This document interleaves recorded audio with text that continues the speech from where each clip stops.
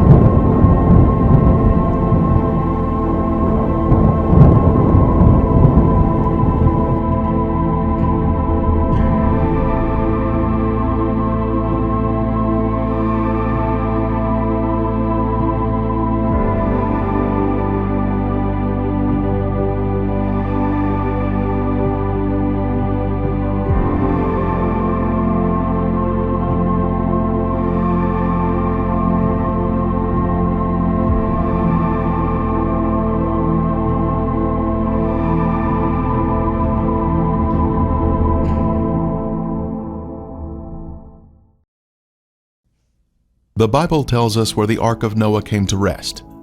The Ark rested upon the mountains of Ararat. But what is Ararat? The name Ararat, as it appears in the Bible, is the Hebrew equivalent of Urartu, ancient country of Southwest Asia mentioned in Assyrian sources from the early 13th century BC. This area included parts of eastern Turkey, Armenia, and Iran.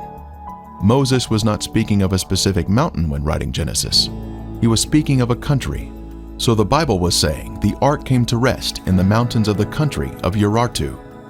In eastern Turkey, across the valley from Mount Ararat, is the site we will be visiting. This area was first photographed in an aerial survey conducted in 1959 by Francis Gary Powers. Later, Turkish Lieutenant Duripanar spotted the boat-shaped object in these photographs. So in 1960, a group from the United States journeyed to the site, but they prematurely concluded it was just a natural formation. That same year, Life magazine featured photos of the site. Is there a historical record from ancient civilizations of Noah's Ark existing? Berosus the Chaldean wrote, "It is said there is still some part of the ship in Armenia, at the mountain of the Chaldeans, and some people carry off pieces of the bitumen, which they take away and use chiefly as amulets for the averting of mischiefs." Today, we can look at a map of Turkey and see this site listed as Nuhun Gemisi, or Noah's Big Boat. Our journey to the Ark begins in Istanbul, Turkey. This city is where Europe meets Asia and is complete with a great deal of history. We see the Hagia Sophia Mosque built in the 6th century as a Christian church. As our day ends, we get ready for our flight to eastern Turkey in the morning. Making the trip to the site, we landed next to the very large Lake Van, which once hosted the ancient capital of Urartu named Tushpa, located along its shore. We can see Lake Van to our left as we travel north. Heading out through the countryside, we see an extinct volcano.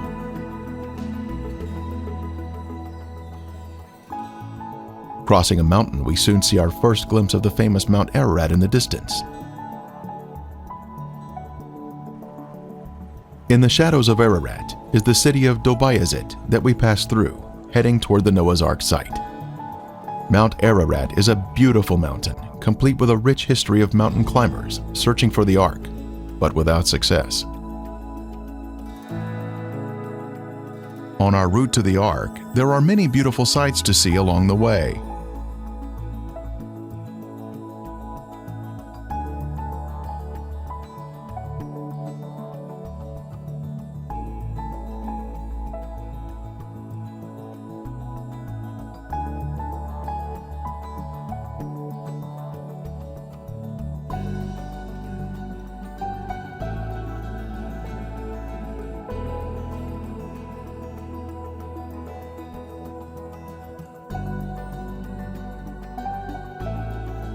The villages in the countryside are very primitive.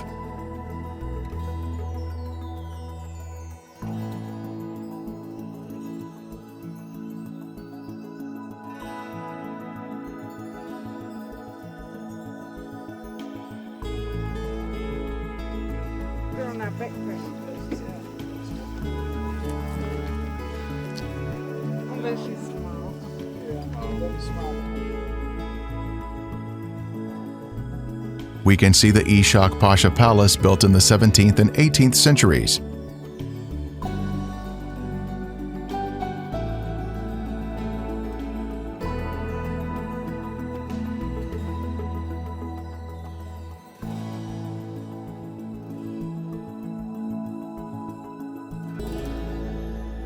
We stop and see the government-erected road sign, Nohonjimisi, 5 kilometers up the mountain.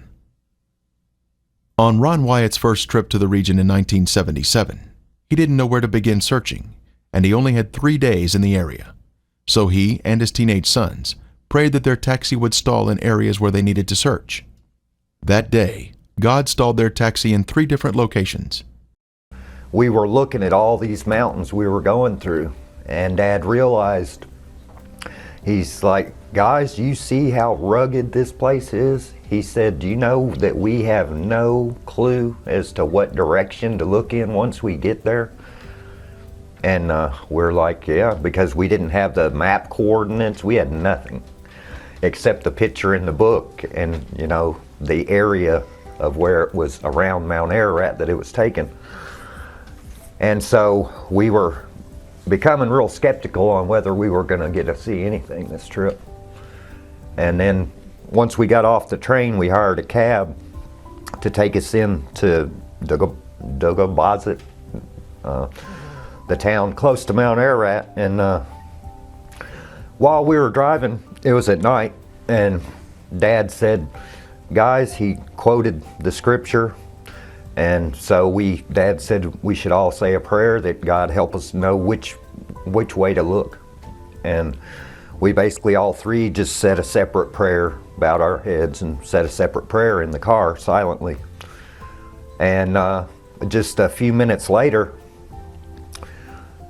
the car died and everything went off. The headlights, the engine shut off, everything. So he had to immediately pull over because it was night and you couldn't see. And so he got up under the hood and looked, and he couldn't find anything wrong, didn't know what was wrong with it, and he just goes like this. He couldn't speak much English, so he just goes, you know, and he sits back down in the car and tries it, and it starts back up. Well, during that time, Dad said, hey, you know, we just got done saying that prayer, and then the car died. He said, just in case that was God's answer in our prayer, let's pile up a big pile of rocks here on the side of the road to mark where this car stopped. Okay, so we did it, and then the car started back up, and we hopped back in and went on down the road, and it did it again. Everything, lights and everything shut off again. And we're like, oh man, you know. Mm-hmm. And Dad said, well, you know, let's pile up another pile of rocks here. And so we did that, and then sat there a few minutes, and the car started right back up again. And just went a few more miles, and it did it again the 3rd time. And by then, my dad was a little skeptical. Even he said, well, guys, I think the car's probably just messed up. Yeah. He said, but just in case, let's pile up another big pile of rocks here, just in case this is something, you know. And so we all figured, well, yeah, the car's just breaking down. Yeah. And so then after that, the car started right back up, and we drove on into town and got our hotel room.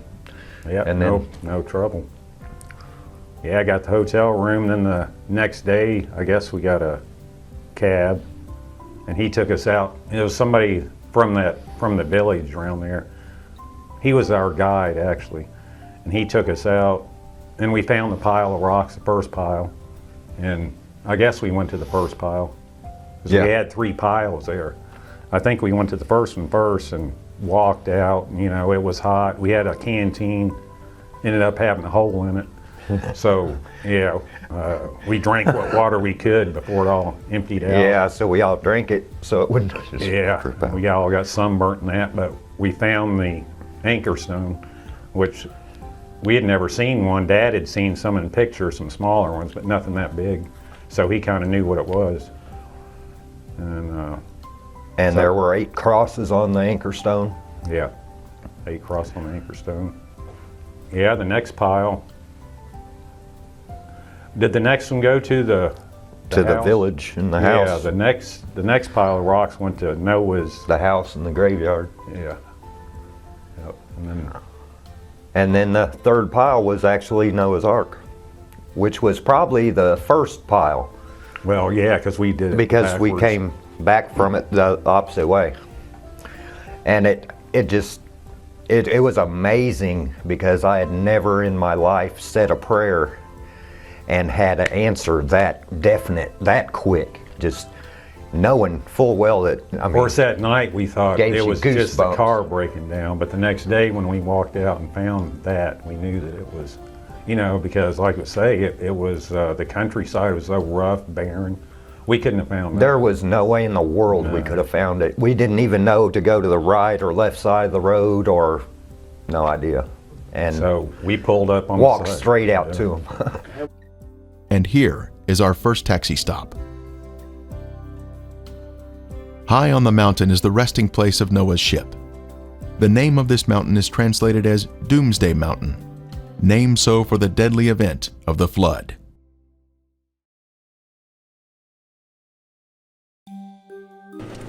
As we drive up the mountain, we can see Lesser Ararat and Greater Ararat across the valley. Both are post-flood volcanic mountains that were not even here during the flood, and they would be the last place one should search for the Ark. We finally made it to the Ark. Looking at it from the stern, or rear, one can see the boat-shaped outline of the Ark. It has a rounded stern and a pointed bow or front. The symmetrical shape indicates that it is a man-made structure. Ron Wyatt made 24 trips out here to conduct tests and do research at this boat-shaped formation. Photos taken at different times of the year have brought out different features of the boat. There was so much convincing evidence uncovered at the site that the Turkish government declared this area to be Noah's Ark National Park, and yet today, the world is unaware of this amazing discovery. It was on June 21st, 1987, that a ceremony was held on the mountain to commemorate the site as Noah's Ark National Park.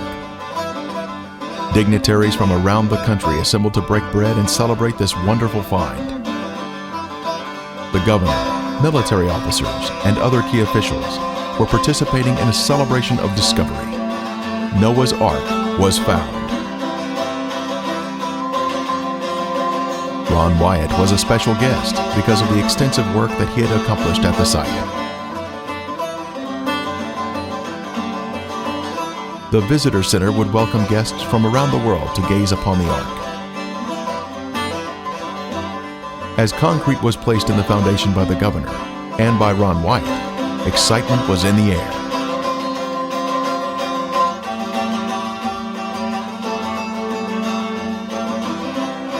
This was a monument to the mortal remains of Noah's Ark.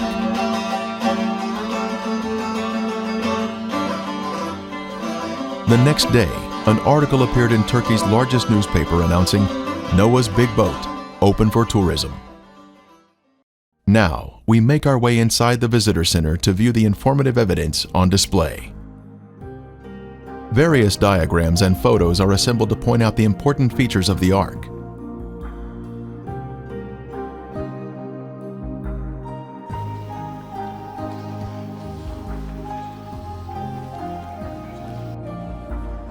A guest book shows us that people are visiting the site from all over the world.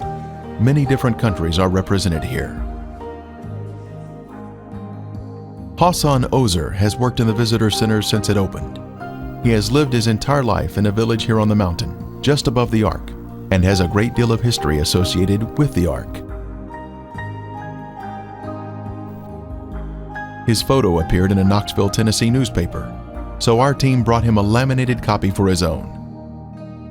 Hassan now tells us some interesting history about the Ark formation. به اوایشقا بودو ایوار به حرو سرگرمی همه صاحب پرویت کرد. اگو به millet çöy deri gündüz ışık yoktur. Akşam oldu mu ışık yanıyor. Millet gidiyor ışık kaybolur. Acaba yok bu nedir? Bir hazem bir ziyaret bir nedir? Öyle ben verdim. Ondan sonra Türk Hava Kuvvetleri'ne bir pilot geldi. Onu falan çektiler. Beni çağırdılar. Ben gittim oraya. De burada bir şey varmış. Ha, ben doğrudur. İşte ne oldu? Benim vallahi akşam yanırdı, gündüz sönürdü. Ama şimdi gemi Kefçe dedi, gemi meydan çıktı. İşte orada kayboldu gitti. Ha, Amerikalı gelenler bak. Bizi Ron White, Ron White, David Fasold, David Fasold, Cem Irwin, Cem Irwin, Bill Frey. Bill Frey. Ha, bunlar geldiler. Çalışma yapıldılar. Çalışmalar 1985 90'a kadar devam edildi. Sever. De o çalışmalar yapıldıktan sonra artık iş oradan kayboldu. Nuh'un gemisine karar verdiler, Duygu Erdoğan'a dair karar verdiler, iş oradan kayboldu. Ama sarba, gitti ama sarba. Geminin 10-15 metre üstünde böyle ışık yerde, ışığı yukarıda verirdi, böyle gidip geliyordu. Gemi komple bir Yok, komple yarısı. Orta kısım. Gelmez ışığa yaklaştı bir insan görmüyordu, kaybolurdu. İnsan yukarı çıktı mı pırıl yanırdı. Deja gündüz düzene evrayerek azав yani kutsale. Jui işkine. Tabii. Yeah, the village people are believing that very holy places. Bak. Noah's Ark. O dağın ismi 3 dağı geçiyor. 3 isim bak. Birincisi Akyala Dağı. Akyala. İkincisi Musa Dağı. Üçüncüsü Cudi Dağı. Okay. 3 isim. Hello friends, just a quick time out. This video you're watching is part of the Revealing God's Treasure DVD. We cover 5 major discoveries of the late Ron Wyatt: Noah's Ark, Sodom and Gomorrah, Red Sea Crossing, Mount Sinai, and the Ark of the Covenant. It's over 3 hours, the DVD. You can go to arkdiscovery.com and order a copy of the DVD. We have bulk order discounts, cheaper per unit to order that way. But this DVD is great for sharing with others. So I would encourage you to order these and hand out to your friends, folks in your area, your family, to help them see these exciting discoveries that prove the Bible is true. They convey a message of judgment in the past because God's getting ready to judge mankind, judge the living. We're near the end of time, so this DVD is very important. You also get a free 8-page magazine, gloss paper, covering the discoveries. And we also have in our store the book Revealing God's Treasure Illustrated, which shows color photographs of the discoveries. It's on gloss paper, nice to share with others. It's a nice coffee table book in your home. So take a look at that also in our store, arkdiscovery.com. Click on the store there. So, okay, let's get back to the rest of the video right now. The Bible tells us the ark was 300 cubits in length. The ark formation has been measured to be 515 feet long, which is exactly 300 Egyptian cubits. Moses, when writing the Genesis account, would have been accustomed to using the longer Egyptian cubit of 20.6 inches. The Bible mentions an earlier cubit, cubits according to the former measure. This references the Egyptian cubit, which was divided into 28 digits, making up the cubit rod. Many centuries later, the 18-inch Hebrew cubit was developed and implemented. At the Tel Megiddo in Israel, Solomon's gates can be measured to exactly 6 Egyptian cubits, showing further evidence of its early usage. One can easily see the rib timbers near the stern on the starboard side of the ark. This was part of the superstructure of the ark, much like ships are constructed today. Horizontal boards would have been attached to these vertical ribs. Here we can see vertical fissures between the ribs. These ribs run perpendicular to the mud flow around the structure, indicating once again man-made construction. We take a look at the starboard side of the ark, which curves uphill toward the front of the ark. This side is predominantly buried in the soil.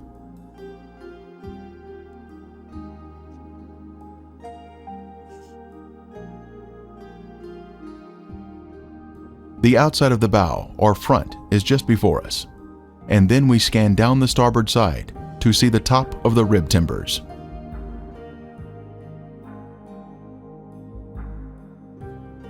In the distance, we can see Mount Ararat and Lesser Ararat.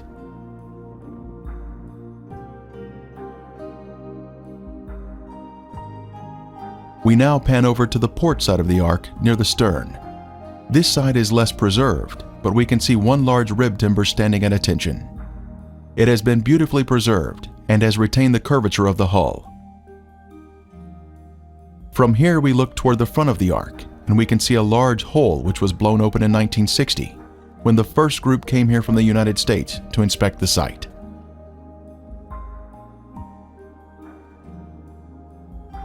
We are now standing on the middle deck of the ark, and now pan over to the interior of the port side, where we can see 4 horizontal protrusions in a row. They are arranged in a regular pattern, indicating man-made construction. These would have been horizontal deck support timbers, extending toward the middle of the deck. At the stern, we can see the symmetrical shape of the boat, including the center mound, where the decks have collapsed one on top of another. Continuing to inspect the stern, we can see 5 objects in a row along the inside port area of the deck. These have been measured at regular intervals and appear to be vertical posts that would have supported the deck.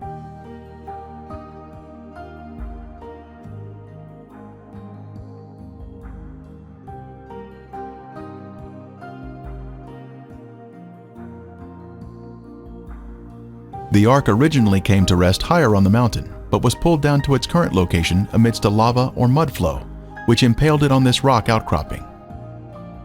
Dr. Sally Barak-Tutan, a geologist at Ataturk University, stated, "It is a man-made structure, and for sure, it is Noah's Ark."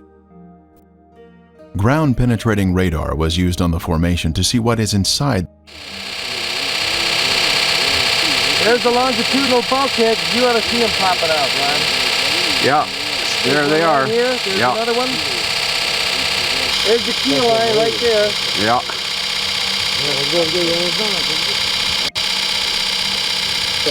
Oh, Ron, the lines are there. The lines are there. Okay, we're gonna walk over, Yeah. take a look. Leave it running so everybody knows that we're not cheating here, right? You got it, Toby. Okay. Now, this is the west bulkhead. All right. That was over there. And he walked easterly. Here we start getting the longitudinal bulkheads. Here, here, here, here, here, here, here, here. Okay. You see there how it shows up? The reflections created a picture of timbers underground.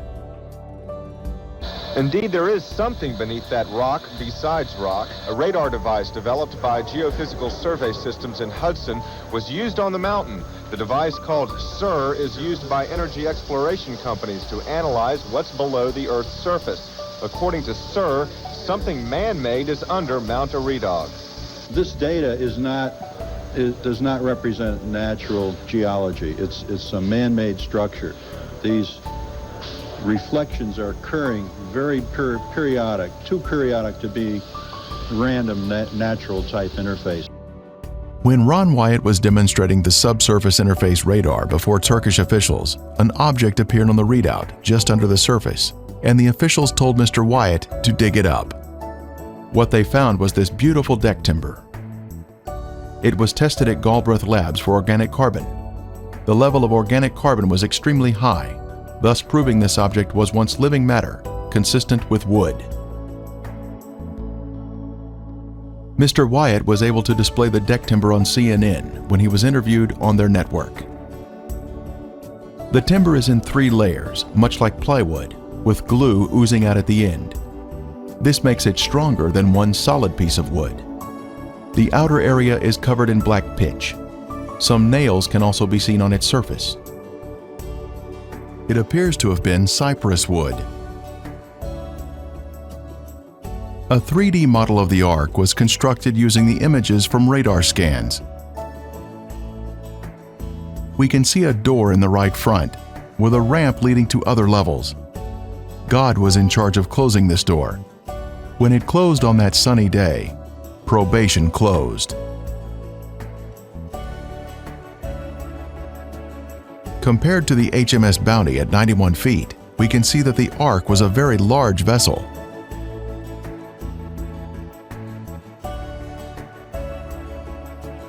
The Ark was a high-tech vessel that was designed to survive a catastrophic flood that would destroy the surface of the earth. Complete with a keel, keelsons, and anchor stones, it was truly a work of art designed to save the human race from annihilation. Dr. Ekrem Akergal was considered the dean of Turkish archaeologists, and he stated, "At any rate, it is a ship, an ancient ship.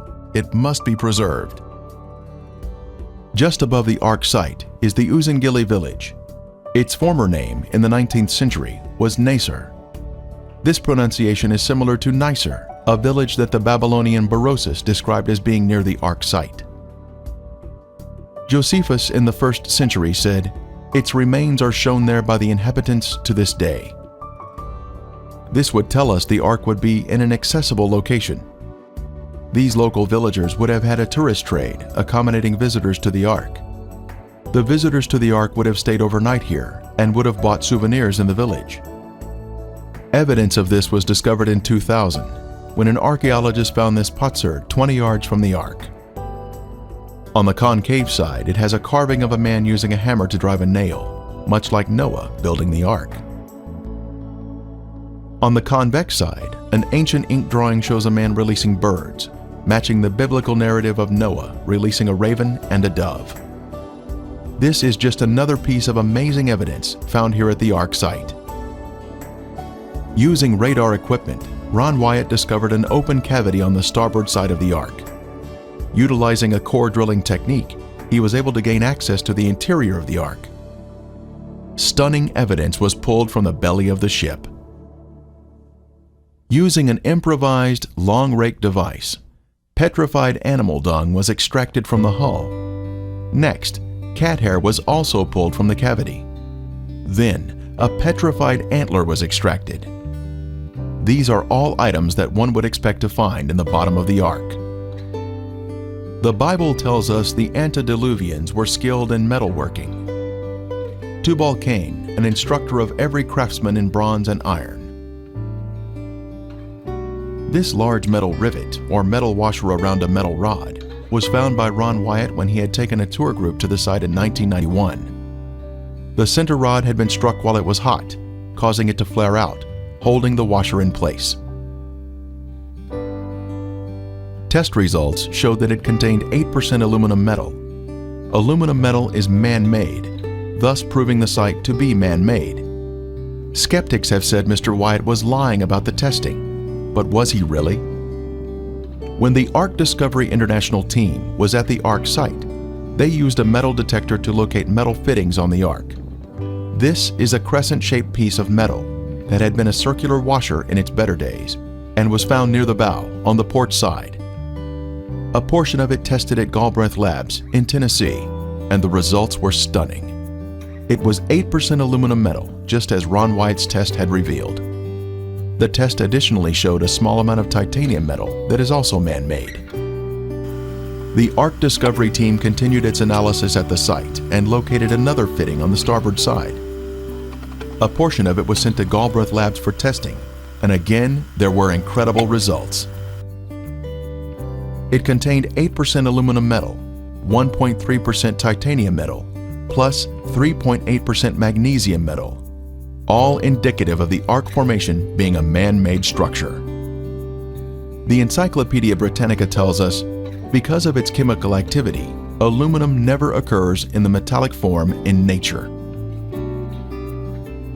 These unique metal components are special markers that were left behind, which prove the site is without a doubt a man-made structure utilizing high-tech construction techniques consistent with what we should find in Noah's Ark. Modern man didn't discover how to make aluminum metal until around 1900, but the antediluvians had this knowledge in their day. Other metal fittings were found on the port side of the deck. Our metal detector picked up metal readings where a rectangular plate was positioned on a flat plane. This plate originally had 6 rivets. One is still visible on the left side.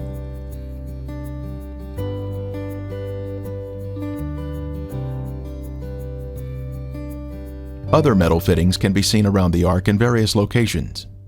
The metal fittings have different colors from the surrounding material, making it easier to locate them at the site. On the outer portion of the Ark, at a higher level, we were able to see this object that appears to be a metal cap on top of a vertical post.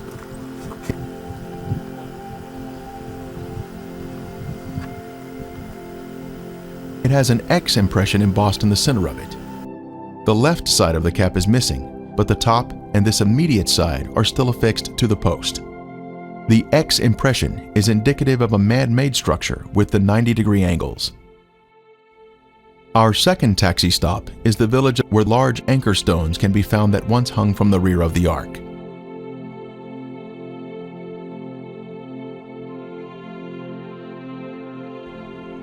This village was known as the Place of the Eight, named so for the 8 survivors of the flood. This is the first area that Noah and his family lived after the flood.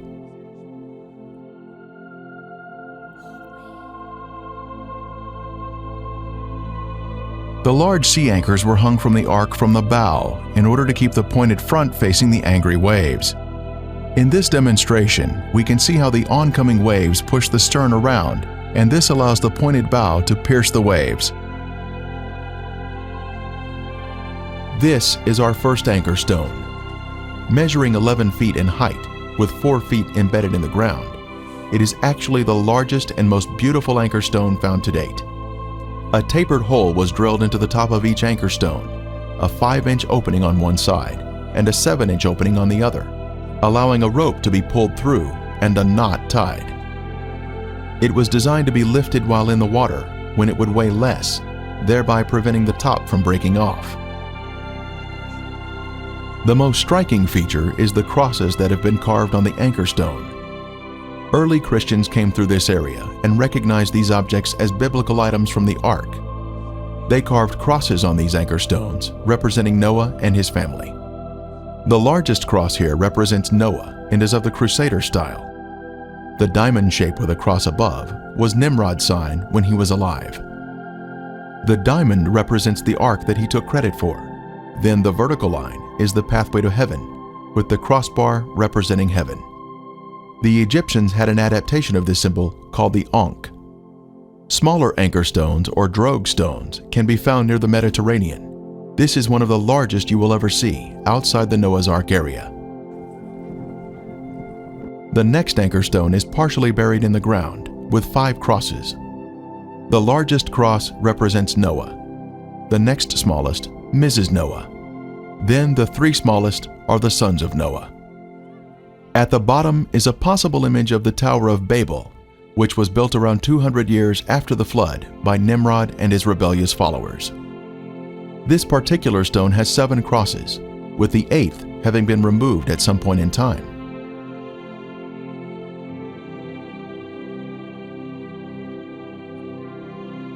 This stone has a large cross representing Noah. The next smaller cross on the bottom left is Mrs. Noah.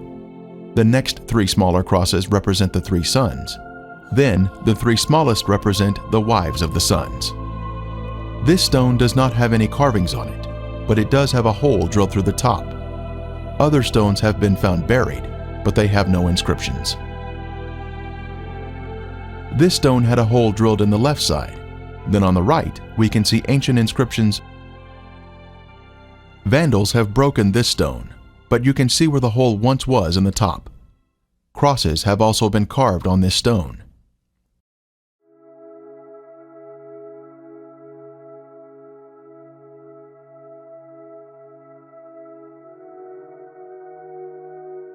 5 crosses are on this anchor stone, and as we look at the top, we can see where the hole has been broken off.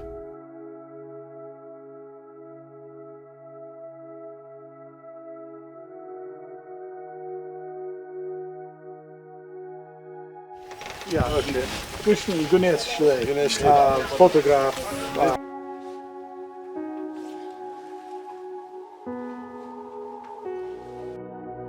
We visited the home of the village elder, who was gracious to us. He invited our team inside for tea and relaxation. Outside the village, we inspected another large stone.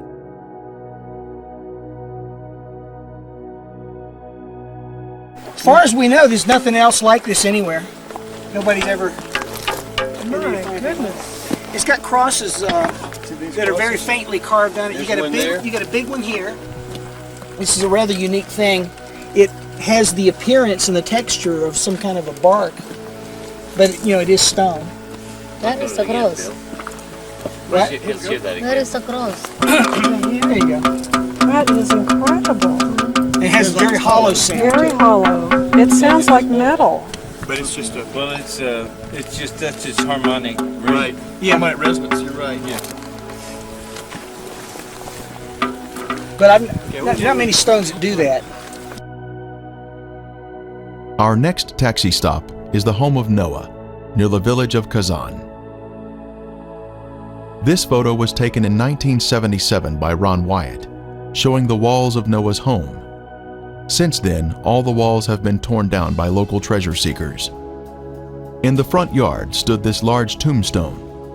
On the tombstone was a drawing of 8 people and a boat on a wave. The second largest person was looking downward with their eyes closed. This indicates that this was Mrs. Noah's tombstone. After Mr. Wyatt showed this to someone, that person later hired others to exhume Mrs. Noah's 18-foot sarcophagus. Extending out from Noah's house are these ancient stone fences for containing animals. In Genesis, we are told that Noah practiced husbandry. In this case, we can see signs of animal husbandry. Some fences are more prominent than others, but they are all in straight lines. Uphill, behind Noah's home, is this large altar that he would have used to sacrifice animals to the Lord. It is approximately 10 feet in diameter and has a cube-like shape. From this vantage point, Noah had a grand view of the valley below.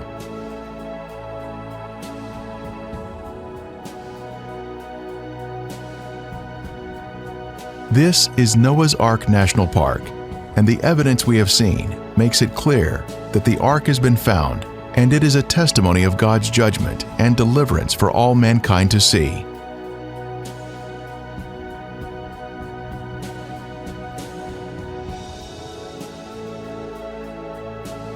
Many books have been written about the discovery of the Ark. It has been featured in many newspapers and television programs. In God's timing, He will reveal this to all mankind.